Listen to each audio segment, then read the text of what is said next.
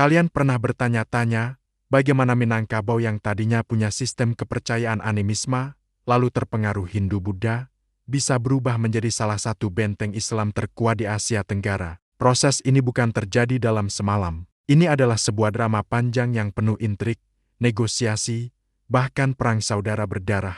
Hari ini, kita akan membongkar tuntas bagaimana Islam masuk ke tanah Minang dan, yang lebih penting, perlawanan apa saja yang dilakukan oleh sistem kepercayaan dan kekuasaan lama untuk membendung arus perubahan ini. Sebelum Islam datang, masyarakat Minang bukanlah kertas kosong. Di lapisan rakyat biasa, ada kepercayaan animisme yang kuat. Mereka memuja roh leluhur dan kekuatan alam. Sementara di kalangan Istana Pagaruyung, pengaruh Hindu-Buddha dari kerajaan Majapahit terasa kental. Dan yang menjadi jantung masyarakatnya adalah sistem matrilineal, di mana garis keturunan berasal dari ibu dan harta pusaka dikuasai oleh kaum perempuan. Ini adalah benteng identitas yang paling kokoh.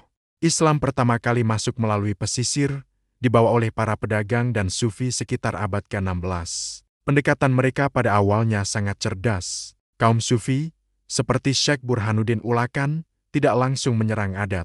Mereka justru berdakwah dengan cara yang inklusif. Ada cerita menarik tentang lemang. Dulu, Syekh Burhanuddin gan makan sajian warga karena wadahnya dianggap tidak suci. Sebagai solusi, beliau mengajarkan cara memasak ketan dalam bambu yang dilapisi daun pisang. Bambunya baru, bersih, dan dijamin halal. Tindakan ini simbolik, ia menegakkan syariat tanpa menolak tradisi makan bersama. Lemang pun menjadi bagian dari perayaan Islam, sebuah adaptasi budaya yang jenius. Titik baliknya terjadi ketika Islam berhasil menembus Istana Pagaruyung dan sang raja memeluk Islam. Namun, ini tidak berarti semuanya langsung berubah.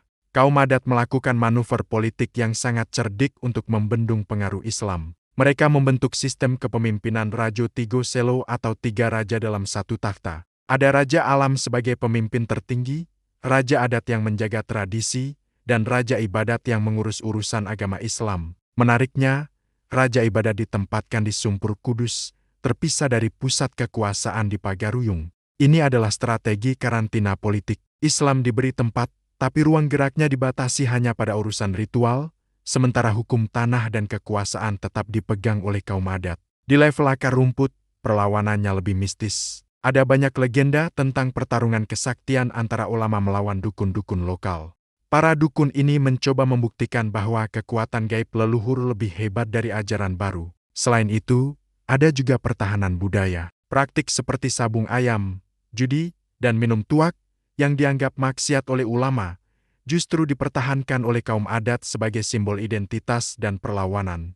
Mereka menolak gaya hidup baru yang dianggap terlalu asing. Tapi, benteng pertahanan yang paling kuat adalah penolakan terhadap hukum waris Islam atau faraid. Kaum adat khawatir, jika hukum waris patrilineal ini diterapkan, maka sistem matrilineal dan kepemilikan komunal atas tanah pusaka akan hancur. Solusinya, mereka menciptakan dualisme hukum. Harta pusaka tinggi, yaitu tanah kaum, tetap diatur oleh hukum adat. Sementara harta pencarian, atau hasil usaha pribadi, boleh diatur dengan hukum Islam. Ini adalah cara cerdas untuk mencegah Islam mengubah struktur ekonomi masyarakat secara fundamental. Keseimbangan antara adat dan Islam ini bertahan selama berabad-abad.